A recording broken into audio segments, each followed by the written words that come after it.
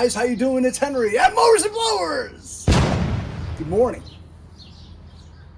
Welcome to my final project that I have so far. This is the last thing that I need fixed. I don't have any outstanding projects at all. Nothing.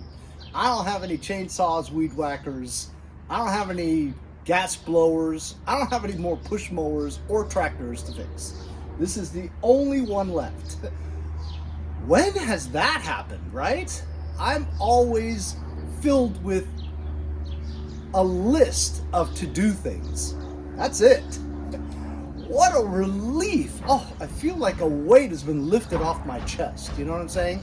I'm usually always overwhelmed with the amount of things in my brain that I know I have to get to. I'm a month ahead, so maybe I could take a little bit of a rest, watch some movies for a change. Anyway, I got this from my friend Nick Iardi over in West Islip last year sometime on Mother Load 30-something. This is the last part of that. He got it from a customer. He has no idea what's wrong with it. Customer never replied to his emails, so it's his. And he gave it to me. I think we traded something. I'm not sure.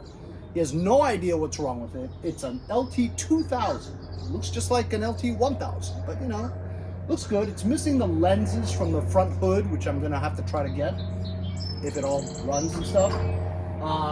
It had some trash tires, and I put these weenie tires on there. These tires came off of a Poulon Pro, like a 38-inch rider, whatever. Small rear tires. So as you can see over here, these are the John Deere tires that I just inflated. I got them from Nick from Bellport, who gave me that John Deere LTR 180 lawn tractor, which carcass, which I stripped for parts that I want. Sold a lot of the stuff on eBay, and I wanted it because of the wheels. They hold air, and they're 20s. They're good wheels. They're yellow, but I'm just gonna paint them black when I finish with this, you know. Because it just rained the past 3 days, my lawn is very soggy, you know, and being that these tires are trashed, I don't want to pull it. It's going to be difficult to push and pull it to get it to the front of the garage. So I decided to bring the good tires over here. It's very easy to change tires and wheels on tractors, provided that they're not seized on the shaft. Fingers crossed. So technically, all I need is a flathead screwdriver to remove the E-clips from the shaft, and this thing to put them back on again and to pull the rubber thing off, that one. So I brought my jack and the wheels, and I'm just gonna replace these tires and wheels onto here so that it's able to be pushed to the front of the garage. That's all I'm doing right now. Hopefully I don't have to go back to the garage to get more tools, because this technically is all I'm supposed to need. Let me jack it up and put you on time lapse.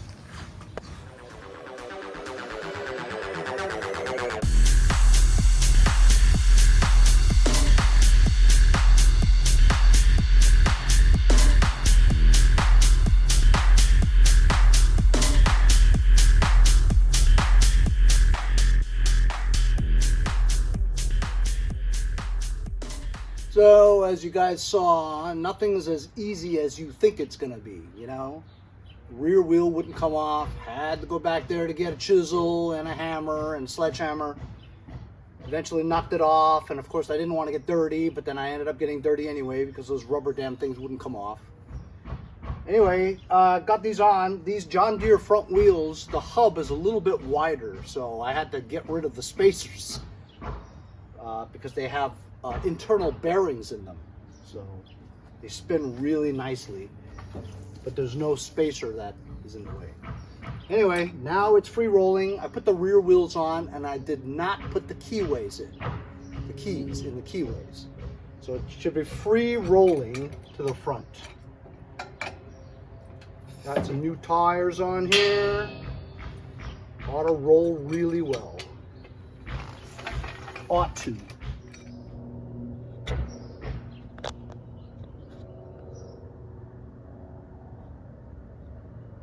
Boba,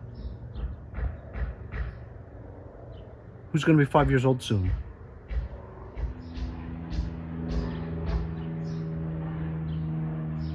I hope Boba doesn't run outside. while I'm doing this.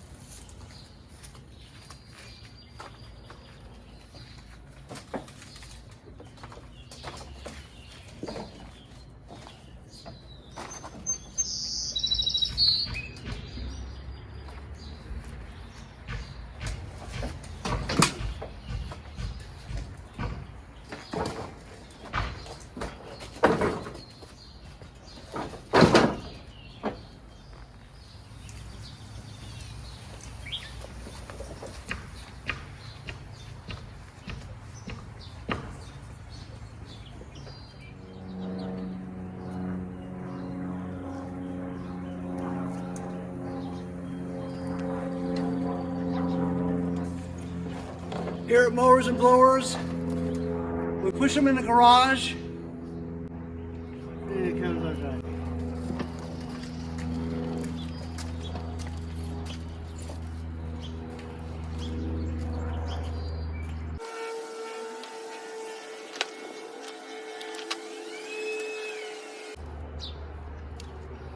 An E-clip just popped off as I was turning. That's right. Just when I'm ready to film, landscapers come with the blowers. Alright, I put that clip back on again, and looky here. You guys have that lens? I could use that lens. Contribute to the channel or buy a damn sticker. There you go. That's it right there. Is the next project, Lt2000. It's got a Kohler command in it. Kohler Pro.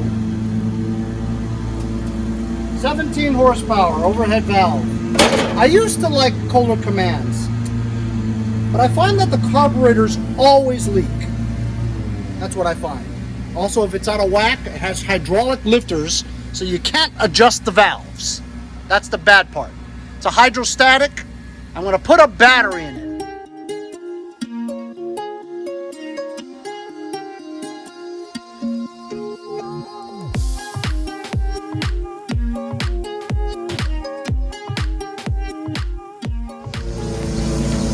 Okay, we got a new battery in here.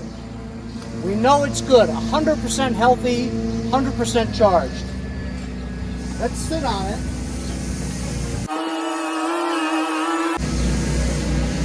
Well, first, you'll get gonorrhea if you sit on that.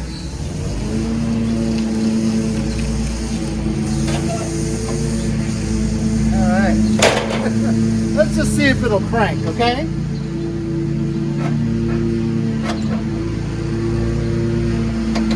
Oh, there's no key! Can't start without a key!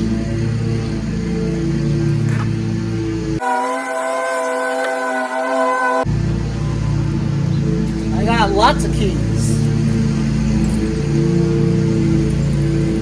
This one should be it. Let's go.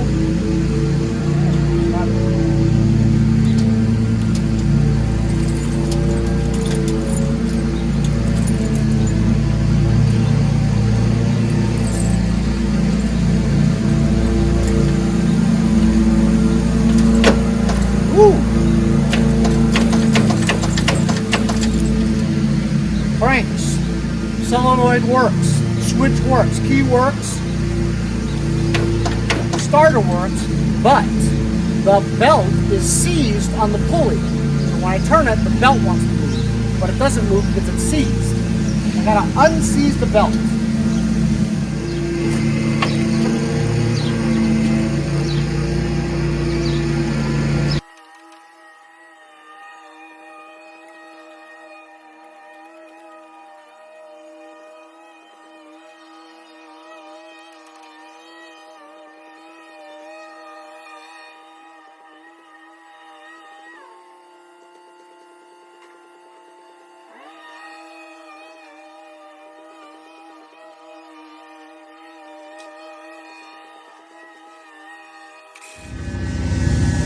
I didn't remove the belt off the pulley. I just basically unseized it from being on the pulley. So now this double stack pulley turns freely because this is not under any tension. but it was just seized on here from being on there too tight, too long. So I used a screwdriver, and now it's free from touching this.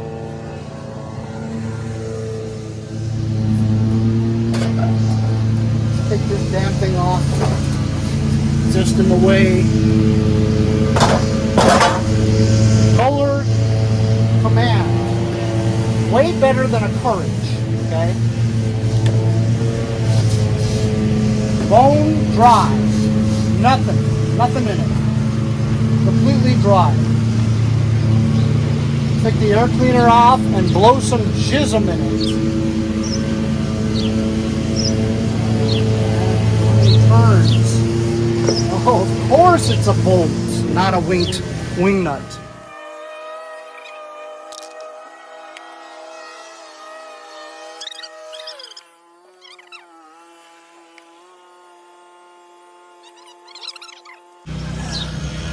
Oh, look at this. Light module for the hood.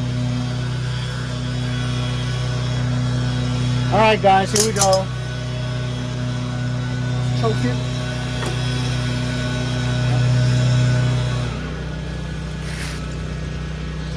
It's a little gummy. Ether.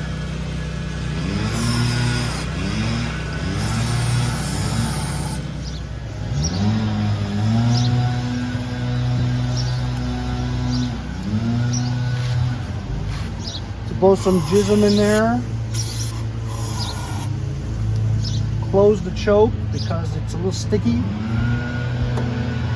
Alright, it's closed. What do you guys think? Think it'll start? Think it'll turn over? Let's go!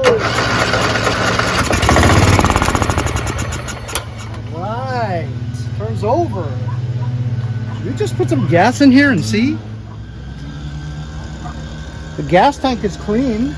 Nothing in it. Completely dry, no debris or nothing. Fuel line looks okay. Goes to a fuel shutoff. I wonder why it went in for service.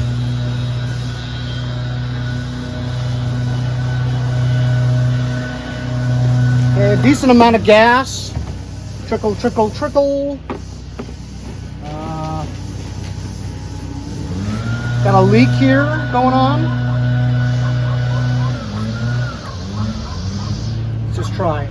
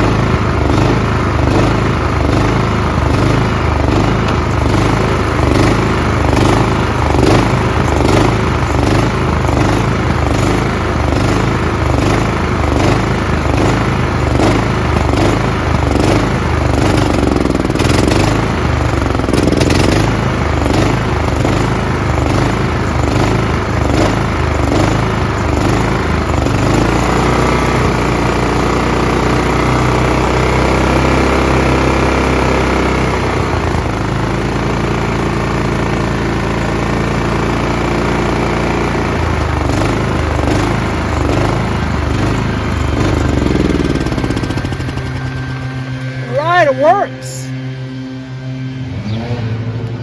I got to change this fuel line. This fuel line goes through to the gas tank.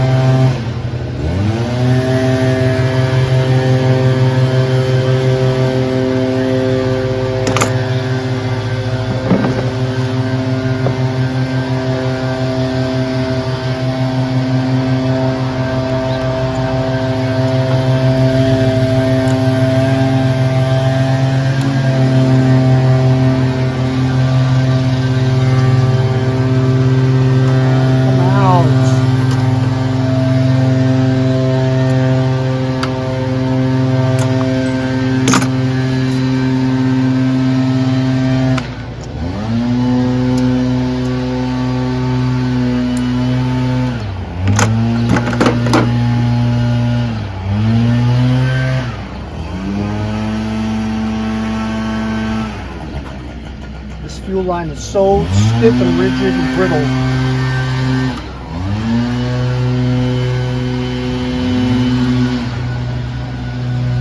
Gotta get rid of this. Got a new line here. Measure about the same length. Give it a little bit more extra just in case you need it.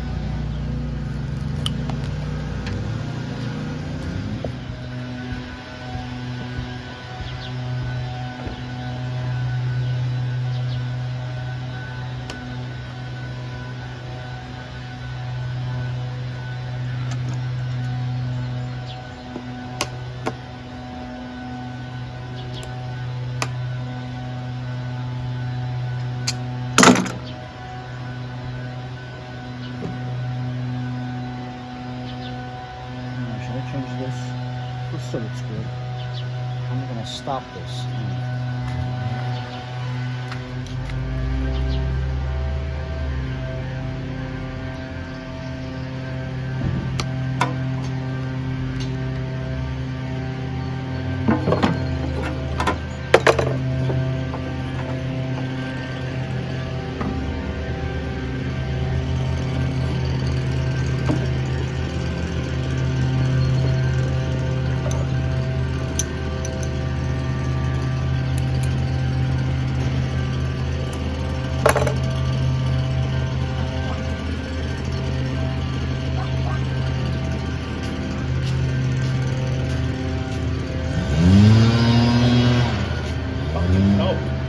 Yeah, it's chilly. You're going to get warm for the weekend. Yeah, maybe. You think you sold much? You been selling much? I've been doing nothing but selling. Sold one today. Oh, really? Yeah. I'm doing so well on selling that this is the last thing I have left to fix. I don't have anything else to fix. So I changed the fuel line and took the clamp out, and it's no longer leaking. Perfect, right? I'm going to show you something. What do you guys see right there? Maybe not be a good place. How about right there? What do you guys see? That's right. Got a couple of micey in there. So it's inevitable. Engine runs, surges a little, carburetor may need to be cleaned. But let's get this cover off and get rid of the mouse nest in here. So far, so good, man. You got tires on here that hold air, big 20 tires in the back. Like I said, I'm gonna paint the center black, and hey, that's a big part of it right there when the engine runs. You know, we got a new battery in there, it runs, it's great. I'm gonna get these off, 5/16, get the cover off, and check out how big that mouse nest is.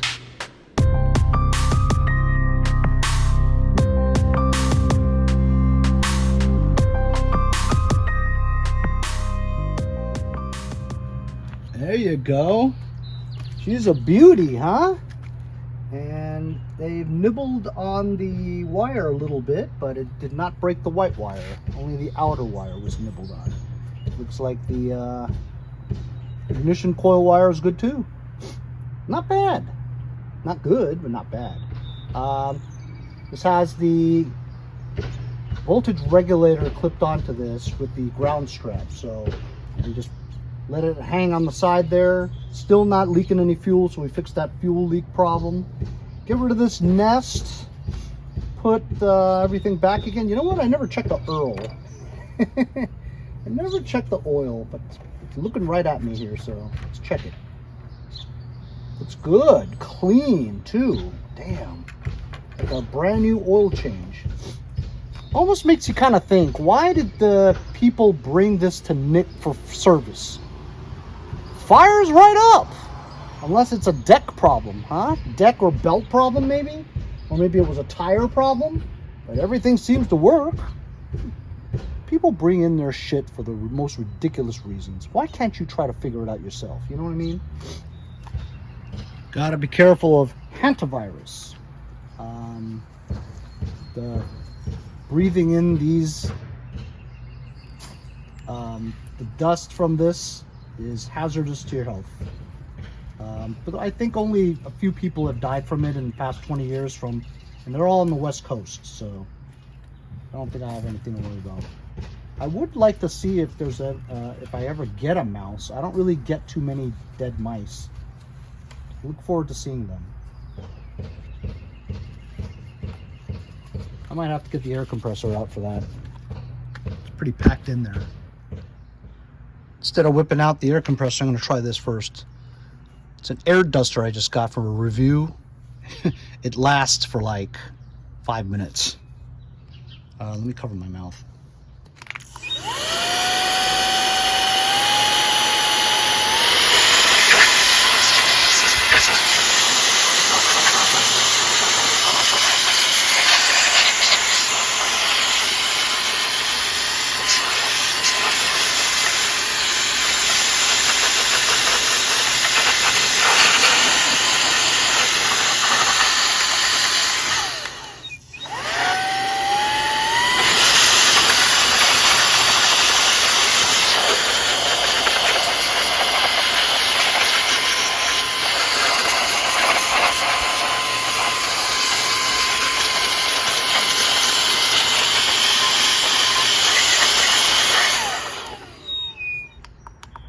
We're less than 5 minutes, for goodness sakes.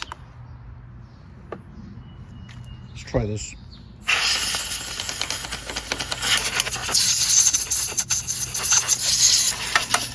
I think I used up all the pressure for the tires.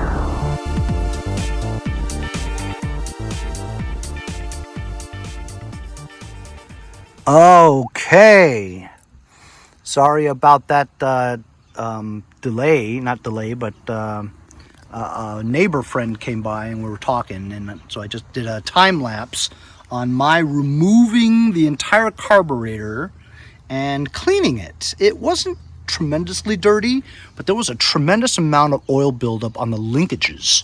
So before, when I would, you know, put the choke cable up and the throttle up to choke, and it wouldn't return, you know, because there's so much caked on oil around the linkages. I sprayed it super clean, so now it moves all by itself.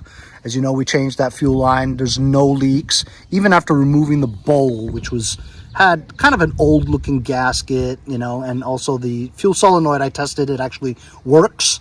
So now I put it all together again, it's clean, and there was no fuel adjustment screw. You guys probably noticed that there was some surging before, but I think mostly it was because of the linkages were kind of stuck from the old oil. So now we got a clean carburetor, we have a clean engine compartment, we got rid of the mouse nest in there. I put all the covers back on again. This fuel shutoff is off, so there's fuel flowing and we don't have any leaks. So that's a big part of it today, fellas. Getting the engine started and having it run the way it does. I think it's going to run better now because the linkages are free. So let's start it up real quick and see how it runs. And then our next step would be, of course, to...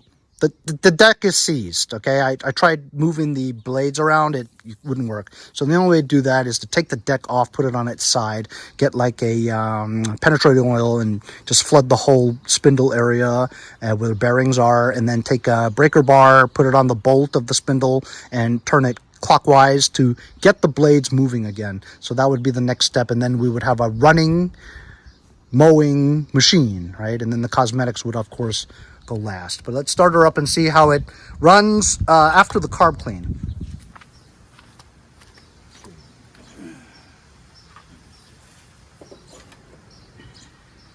May have a difficulty starting because I really flooded that thing.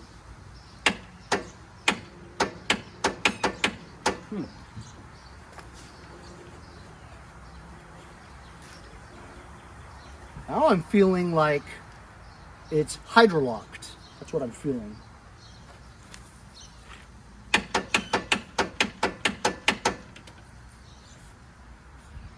Because of too much spraying or fuel has gone into the combustion. And now I think the piston is seized with fuel, so I have to remove the carburetor.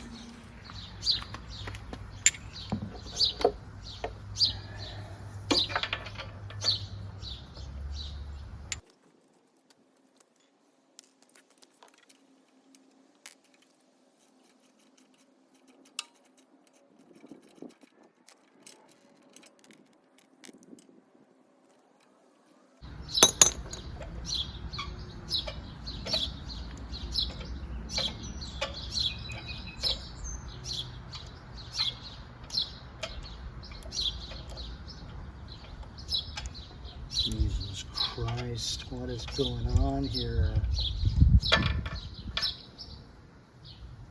Huh. I'm wrong. Huh. Something's up over here. It's not hydrolocked. Something is stopping the crankshaft from moving. What did I do in the cover? Did I leave something there?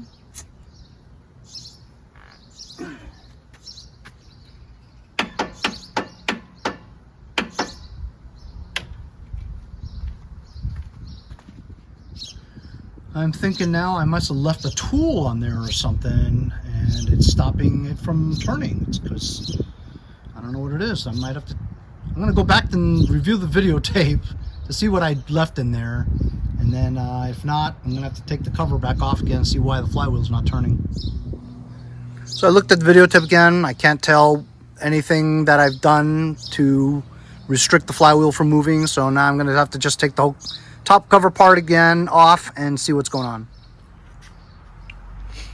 So I removed the cover again. The wiring harness on this side and that side went into this thing that went underneath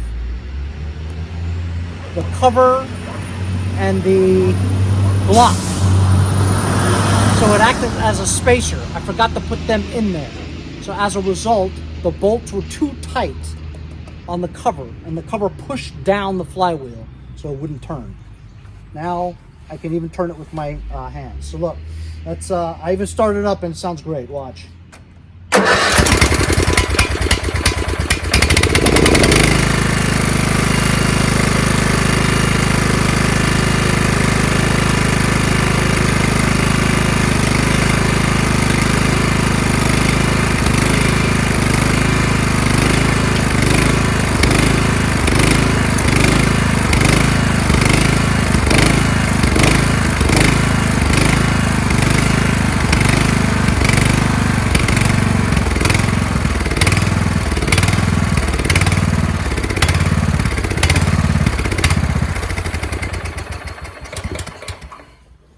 So it ran great that beginning part, right? But then at the end it started to surge again.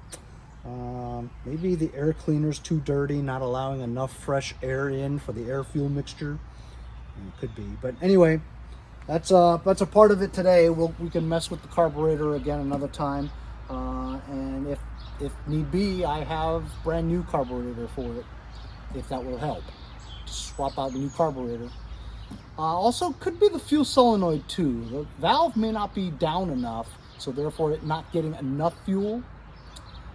Trust me, the fuel solenoid thing is always a pain in my ass. I always want to get rid of it, you know, but you guys say it's supposed to be there, Henry. That's why it's preventing anti-backfires. So it backfires. So what? At least you're going to have a reliable fuel delivery, you know what I mean? So I almost feel like I want to cut it. But I mean, we'll figure out the deck next time, and we'll check out the transmission too. We'll put a couple of keys in the keyway if we get the deck worked out, you know, mowing and all that. So we'll see if this one mows and drives. But right now we starts and runs pretty well. Clean this whole area out, and all we have now is the deck and the drive. Hope you guys enjoy the video. We'll see you guys next time on Mowers and Blowers.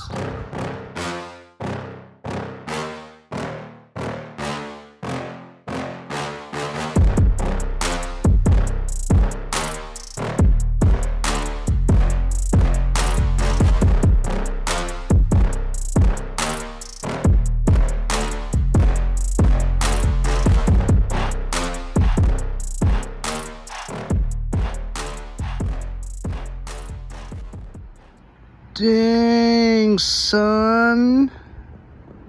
Electric lawnmower. I could be convinced. Front, back, and side. Full charge. Done. See you guys next time on Mowers and Blowers. That's right.